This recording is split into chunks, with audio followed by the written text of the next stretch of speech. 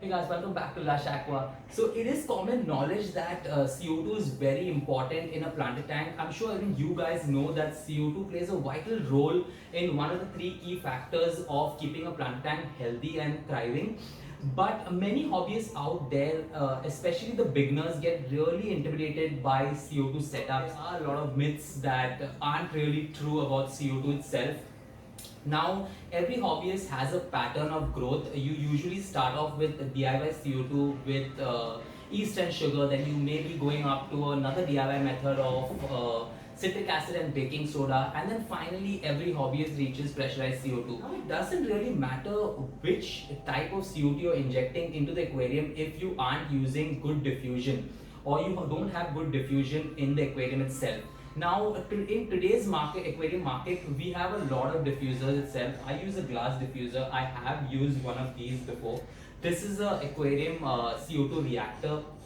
Basically, the only problem with this is you need a canister filter to run this, but you can get up to 90 to 95% of CO2 diffusion using a reactor. So if you can go for it, if you have a canister filter itself, I would surely recommend you go for a reactor. But in today's video, I'm going to teach you how to diffuse CO2 into the aquarium using nothing but a plastic bottle.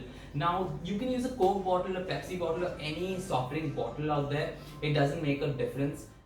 Now what you need to do first is fill this bottle up with water.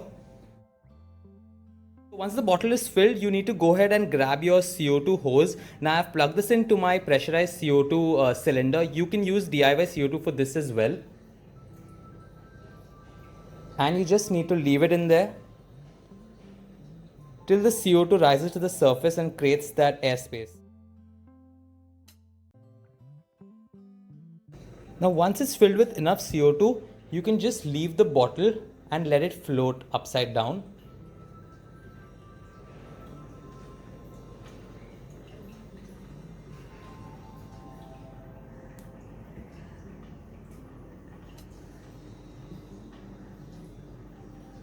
And all the CO2 will finally get diffused into the water and the bottle will start sinking.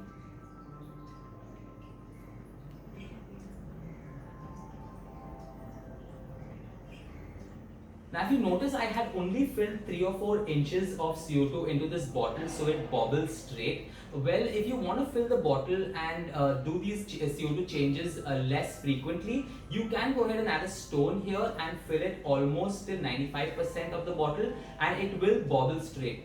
Now, once the CO2 starts getting diffused, the water will enter the bottle and the bottle will drown itself. That's when you know you need to go ahead and add some more CO2 into the bottle. I would like to tell you that this method wouldn't really work very well for a very large tank, like a 3 foot, 4 foot tank. But on a smaller nano aquascape, this is something that might help.